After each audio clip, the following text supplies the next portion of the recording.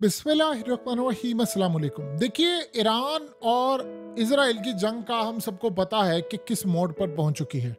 लेकिन बहुत सारे ममालिक, खास तौर पर वो ममालिक जिन्होंने ईरान और रूस के साथ खड़े हुए हैं, चाहे वो पाकिस्तान के दुश्मन है, चाहे वो इसराइल के अपने दोस्त क्यों नहीं है, उनको नहीं अब छोड़ना इंटरनेशनल सतह पर।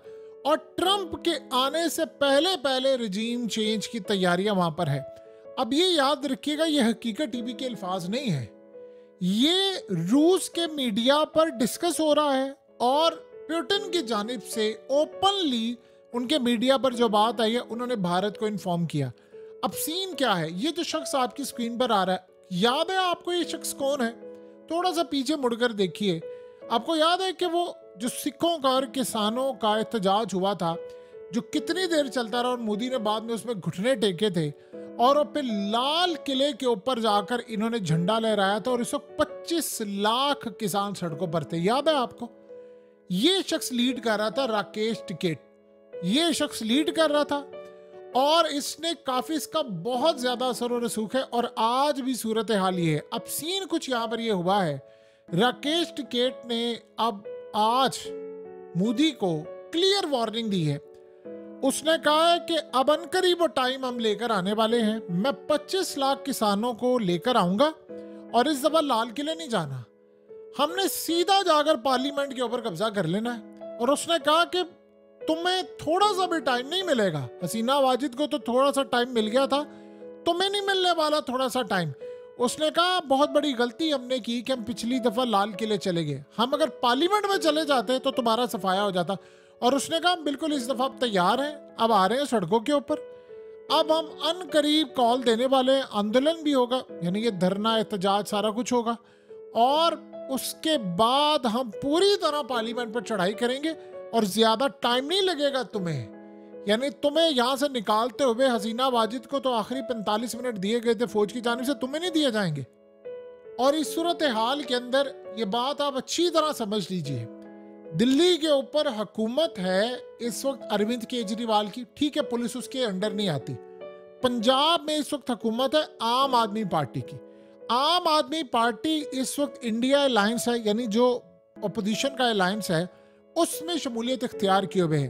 तो याद रहे कि जब ये लोग एहतजाज करने के लिए दिल्ली पहुंचेंगे या कोई भी सूरत हाल होगी, तो उसमें पुलिस वाले फिर खड़े नहीं होंगे, फिर उसमें फौज खड़ी नहीं होगी। अब सीन यहाँ पर जो सबसे बड़ा समझने वाला है वो क्या है, वो ये है कि रूस की जानिब से इस वक्त भारत को ये कहा जा रहा है, मोदी को ये कहा जा रहा है कि तुम्हारा टाइम खत्म हो गया है और तुमने अगर चीजों को मैनेज ना किया तो फिर सूरत हाल बड़ी खराब है। अब वो क्या कहा है, अब आप सोचे जरा कि रूस की इंटेलिजेंस एजेंसियों की निगाह कितनी तेज है। उन्होंने कहा है कि अनकरीब दो काम होने वाले हैं तुम्हारे मुल्क में। एक तो एक बहुत बड़ा एहतजाज होने वाला है जिसमें हसीना वाजिद की तर्ज का सिलसिला होगा और इसमें तुम्हें सजा दी जाएगी इसराइल ईरान जंग की। अब इसका क्या लिंक बनता है वो समझिए। उसने कहा कि अनकरीब एहतजाज होने वाला है। सेकंड, चंद्रबाबू नायडू आंध्र प्रदेश के, उन्होंने कहा वो तुम्हारी गवर्नमेंट से निकलने वाले। आप इमेजिन कर सकते हैं कि दुनिया की कोई इंटेलिजेंस एजेंसी ओपनली अपने मीडिया के ऊपर आकर ये कहे भारत के बारे में, और वो मोदी को पैगाम दे दे कि ये तुम्हारे मुल्क में होने वाला, और वो बता रहे हैं कि इसके पीछे जिसका हाथ है वो है अमेरिका। अब अमेरिका के पीछे जिसका हाथ है वो जाहिर सी बात है वो इसराइल है। अब सवाल यहाँ पर सबसे बड़ा ये पैदा होता है कि ईरान और इसराइल की जंग में मोदी की बलि क्यों चढ़ाई जाने वाली है, यानी उसको क्यों कुर्बानी की तैयारी करवा रहे, कुर्बानी का बकरा वो क्यों बनने वाला है। इसराइल को इस वक्त सबसे बड़ी जो सपोर्ट है वो अमेरिका के बाद भारत से मिल रही है। किस सेंस में? हथियार भारत दे रहा है, बहुत सारी चीजें जा रही हैं। ये जब से यमन के हौसियों ने हमला शुरू किया है उसमें खबर ये आई है कि जिस नौयत के हथियार इनको चाहिए थे वो नहीं मिले। यूएस और ये बाकी चीजें छोड़ दे, इसराइल असल में ये बात सबसे अहम है और ये समझने वाली है, इंडिया के पास है इस वक्त S-400 और इसराइल ये चाह रहा है कि आकाश और S-400 की एक बैटरी वो इंडिया के थ्रू हमें पहुंचाई जाए।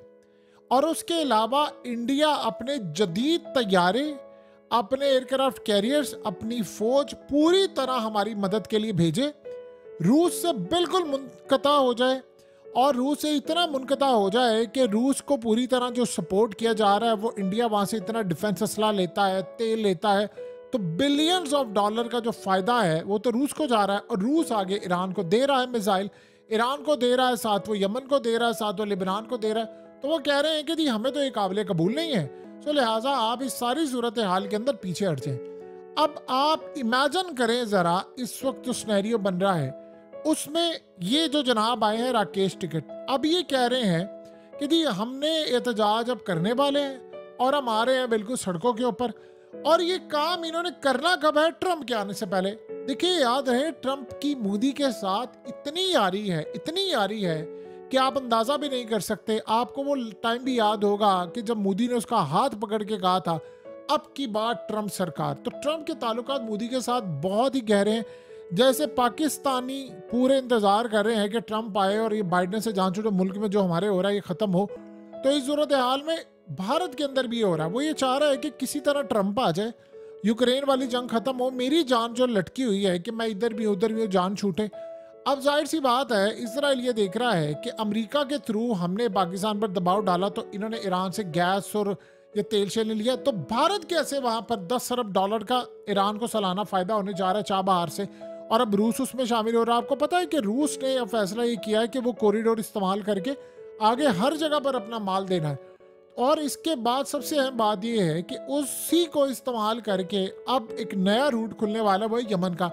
यमन के हुसैन ने आकर रूस को कहा था कि देखिए हम चाहते हैं कि आप हमारे साथ डायरेक्ट ट्रेड करें, अफ्रीका से या मिडिल ईस्ट से कुछ आपका माल आता है, लेकिन हम चाहते हैं कि आप डायरेक्ट करें हमारे साथ इन्वेस्टमेंट और हमारे साथ ट्रेड रूट। तो उन्होंने कहा जी ठीक है हम करने जा रहे हैं। तो वो इस्तेमाल करेंगे चाबहार का प्रोजेक्ट। अगर भारत उसमें नहीं होता तो वो स्टार्ट नहीं कर सकते थे।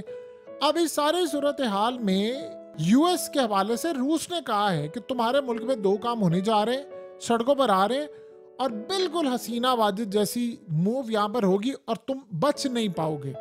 और इस सारी सूरत हाल के अंदर बड़ा क्लियरली बता दिया गया है कि अगला नंबर तुम्हारा आने वाला है। अब आप बताइए कि इस सारी सूरत हाल के अंदर भारत में क्या सीन है। वो कह रहे हैं कि इसके बाद जो अगला नंबर होगा, यानी ये असल में 2 ही तरीके होते हैं। आपने करना क्या होता है, किसी मुल्क की इस्टेब्लिशमेंट को कहना होता है या आप सियासतदानों को कहना होता है, इत्तेहादियों को।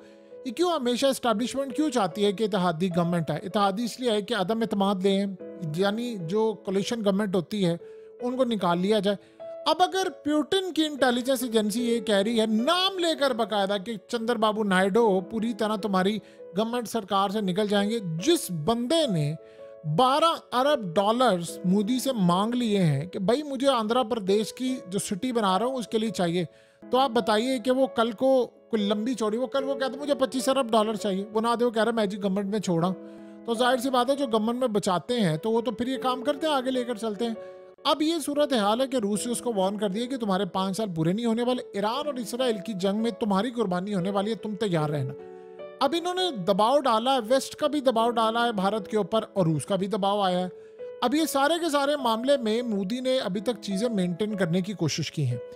आप इस सारे सिनेरियो में एक बात आप अच्छी तरह समझ लें कि इस वक्त मोदी के लिए मसला सारा ये है कि उसने एक और भी काम शुरू किया है और वो काम है ब्रिक्स का। ब्रिक्स में जो अमरीकी डॉलर को खैराबाद करने के लिए मेन, देखिए 2 कंट्रीज ब्रिक्स में आ गई हैं और वही सबसे बड़ी हैं, यानी इंडिया और चाइना। अब वो सारे करने क्या लगे हैं कि लोकल जो यूएस डॉलर है उसको रिप्लेस करके लोकल करेंसी आएगी। तो इस सूरत हाल में इनको कोई इशू नहीं है, चाइना को, रूस को, कि भारत रुपीस यूज़ करे, हम कॉमन करेंसी यूज़ कर लें, युआन यूज़ कर ले, रुबल यूज़ कर ले, दिरहम कर ले, दिनार कर ले, चाहे उसके अलावा सऊदी रियाल कर ले, कुछ भी कर ले, अपना रुपीस चला ले, बस ना करे तो यूएस डॉलर ना करे, क्योंकि भारत बहुत बड़ा मुल्क है। अगर वो छोड़ देगा तो अमरीकी डॉलर ज़मीन बोस हो जाएगा। अब आप ये सोचें कि ब्रिक्स के अंदर तकरीबन अब 150 से ज़ायद ममालिक की शमूलियत अख्तियार होने वाली है। अब 150 से ज़ायद ममालिक एक अलग से यूनाइटेड नेशन हो रही है। 2 मुल्क आ जाते हैं तो दुनिया की तकरीबन 3 अरब आबादी बन जाती है, भारत और चाइना। तो उसके बाद आप देखिए बाकी सूरत हाल क्या है। तो मोदी ने इस वक्त जो फैसला किया है, देखिए वो रूस को नहीं छोड़ सकता। रूस को वो इसलिए नहीं छोड़ सकता, किसी कीमत पर नहीं छोड़ सकता कि चाइना के साथ लेवरेज लेकर देना है रूस ने, और रूस ने मामला तय करके देने। अब बाकी जो सूरत हाल रह जाएगी कि इसराइल की, इसराइल उससे हथियार नहीं अब चाह रहा, उससे बहुत कुछ चाह रहा है। आपको याद है कि इस सारी सूरत हाल में ये कैसे करते हैं? अब आप सोचेंगे कि रूस ने उसको दिया S-400, वो उसको क्यों देगा? असल में इनकी डिमांड होती है कि आपने कुछ ऐसी डिमांड रखनी होती है जो अगला पूरी नहीं कर सकता, तो आप उनके ऊपर चढ़ दौड़ते हैं। मिसाल के तौर पर अब आप ये सोचें, यूक्रेन के अंदर अब रूस के खिलाफ इजराइल ने कहा हम अपने पैट्रियट डिफेंस सिस्टम देने जा रहे हैं। रूस ने धमकी दी, उसने कहा अगर तुम्हारे यहाँ से अमेरिका का गया ना तो हम छोड़ेंगे नहीं। तो आपको पता है कि अब रूस ने क्या प्लान किया है? उन्होंने कहा कि अगर ये करेंगे तो फिर हम इजराइल के खिलाफ जाएंगे। तो इजराइल ने नया गेम शुरू किया, वो अमेरिका को वापस कर रहे हैं अपने डिफेंस। पहले वो डायरेक्टली यूक्रेन में देने लगा था, अब वो कर रहे हैं अमेरिका को वापस कर रहे हैं कि तुम्हारे किसी काम के नहीं। अमेरिका आगे फिर यूक्रेन को दे रहा है। रूस इतना बेवकूफ है, उसको नहीं पता कि अब ये रूट कौन सा जा रहा है। कल को इजराइल कहता है कि भाई ये क्यों तुमने दिया, तो आप ये सोचें कि वो कहानी बता सकते हैं भाई हमने, हमारी ये रीज़न थी, वो रीज़न थी। अब जब वो इजराइल से पूछेंगे तो आपने ये काम क्यों किया है, तो वो कहेंगे भाई हमने तो अमेरिका को वापस किया, अमेरिका आगे जिसको मर्जी थे, हमारा क्या लेना देना। तो वहाँ पर रूस कहेगा कि तुम्हें नहीं पता था कि आगे वो यूक्रेन जा रहा है, हम इसको बर्दाश्त नहीं करेंगे। यही वो वजह भारत से उन्होंने डिमांड किया, और इसी वजह से मोदी की गवर्नमेंट जो है वो बिल्कुल इस वक्त मुश्किल मराहिल में तय हो गई है।